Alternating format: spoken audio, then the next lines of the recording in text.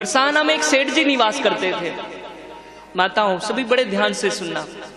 बरसाना आप लोग गए हैं? हाँ, बरसाना में एक सेठ जी निवास किया करते थे। सेठ जी के दो बेटे, एक बेटी, पत्नी बड़े आनंद से रहते। देवयोग समय का प्रवाह, पत्नी शांत हो गई, बेटों का विवाह हो गया, बहुएं घर में आ गई,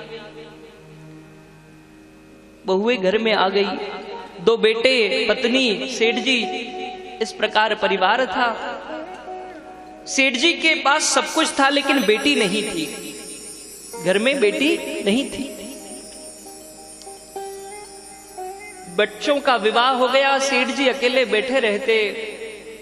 कहते अरे अगर मेरे घर बेटी होती तो मैं उससे अपने मन की बात करता।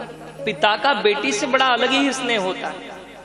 जबकि देखने में ऐसा लगता है कि बेटी का अधिक प्रेम माता से हो, लेकिन होता नहीं है। बेटी का सबसे अधिक प्रेम यदि होता है तो वो अपने पिता से होता है। बेटी सबसे ज्यादा अपने पिता से प्रेम करती। किसी बेटी के सामने उसकी माँ की बुराई कर दो, वो सुन लेती है सही में, लेकिन उसके पिता के बारे में कोई कुछ बोल दे फिर तो महाराज फिर नहीं सुनती सही में।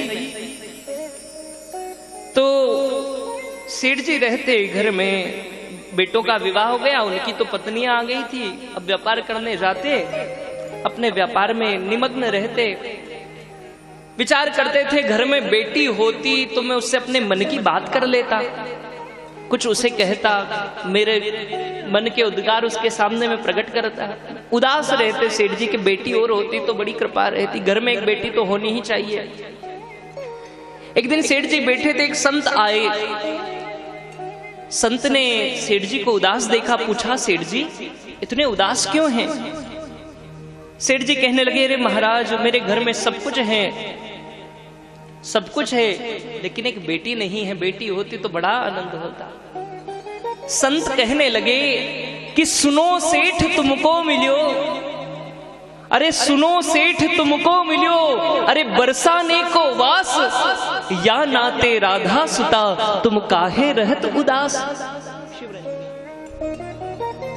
सुनो सेठ तुमको मिलियो बरसाने को वास, अरे या नाते राधा सुता, तुम काहे रहत उदास। अरे तुम तो बरसाना में रहते हो और बरसाना के हर घर की बेटी श्री राधा रानी है, हर घर की बेटी श्री राधा रानी है। तो तुम श्री किशोरी जी को ही बेटी मान लो, श्री राधा रानी को बेटी मान लो। बंधुओं सेठ जी ने यही किया। अब तो श्री राधा रानी को बेटी मान लिया। एक चित्र लेकर आए, अपने कक्ष में उसे लगा दिया। अब तो जैसे बेटी से बातें करते, रोज व्यापार से निवृत्त होकर जाते थे, माँ श्री किशोरी जी के सामने पहुंचते, बड़ी प्रेम से बातें करते, मन की बातें सब कह डालते, बड़े आनंद से रहते। अब कोई कहता था कि वो सेठ जी कैसे हो, तो सेठ जी यही कहते कि 3 बहू बेटे हैं घर में और सुख सुविधा है पूरी, और संपत्ति रहती भवन में मेरे, नहीं कोई मजबूरी। अरे कृष्ण कृपा से जीवन पथ में आती ना कोई बाधा, और मैं बड़ भागी पिता हूँ, मेरी बेटी है श्री राधा। मैं बड़ा भागी, मैं तो भाग्यवान हूँ जो मेरी बेटी श्री राधा रानी। कृष्ण कृपा से जीवन पथ में आती ना कोई बाधा, मेरे जीवन में कोई बाधा नहीं, खूब संपत्ति है, खूब कृपा है। महाराज श्री राधा रानी को बेटी मानकर खूब आनंद से रहते। एक दिन देखिए भगवान से संबंध जब बनाते हैं ना, तो भगवान भी उस संबंध को निभाते हैं, उसका निर्वाहन करते हैं। एक दिन घर में जो 2 बहुएं थी, जो बहुएं थी, उन्हें चूड़ी पहनाने के लिए मनिहारिन आई। मनिहारिन चूड़ी पहनाने के लिए आई। मनिहारिन ने दोनों बहुओं को चूड़ी पहनाई। श्री किशोरी जी ने, राधा रानी ने विचार किया, अरे मेरे पिता के घर में सब चूड़ी पहन रहे हैं, क्यों ना मैं भी जाकर चूड़ी पहन लूं। ब्रज की पुरानी परंपरा, बड़ा सा घूंघट लेकर बहू आती, चूड़ी पहनकर पुनः अंदर चली जाती, फिर दूसरी बहू आती, वह चूड़ी पहनकर फिर चली जाती। इतनी ही देर में किशोरी जी ने सोचा पिता के घर में मुझे भी चूड़ी पहन लेना चाहिए।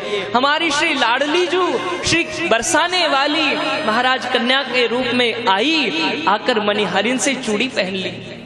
मणिहारिन ने विचार किया इनके घर में कोई रिश्तेदार आया होगा, सो पहन ली। सेठ जी के पास गई, जाकर कहा सेठ जी लाइए मेरी चूड़ियों का मोल मुझे दे दीजिए। तेरा कितना मोल हुआ? पहले जितना धन देते थे उससे कुछ ज्यादा धन बताया। सेठ जी कहने लगे पहले तो तू इतना लेती थी। कहने लगी महाराज इस बार चूड़ी भी तो ज्यादा पहनाई है। अरे ज्यादा? मेरे घर में तो 2 ही बहुएं हैं, तूने ज्यादा किसको पहना दी? मेरे घर में तो 2 ही बहुएं हैं।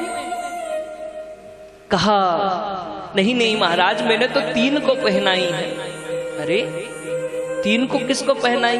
मैं अभी ऐसे भाई तुम्हें दाम नहीं दूंगा, पहले घर पर पूछूंगा, घर पर पूछूंगा उसके बाद तुम्हें दाम दूंगा। माताओं, सेठ जी घर गए, जाकर पूछा, सेठ जी ने जाकर पूछा कि बहुओं तुमने कितनों ने चूड़ी पहनी?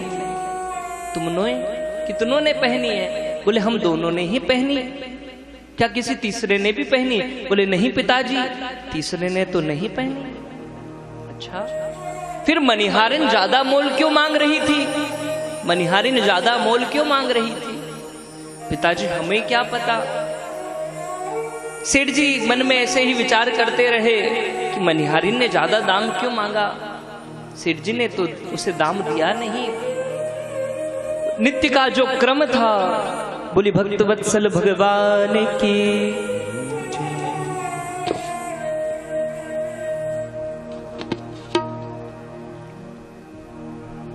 जय जय राधा रमण हरि बोल, जय जय राधा रमण हरि बोल, जय जय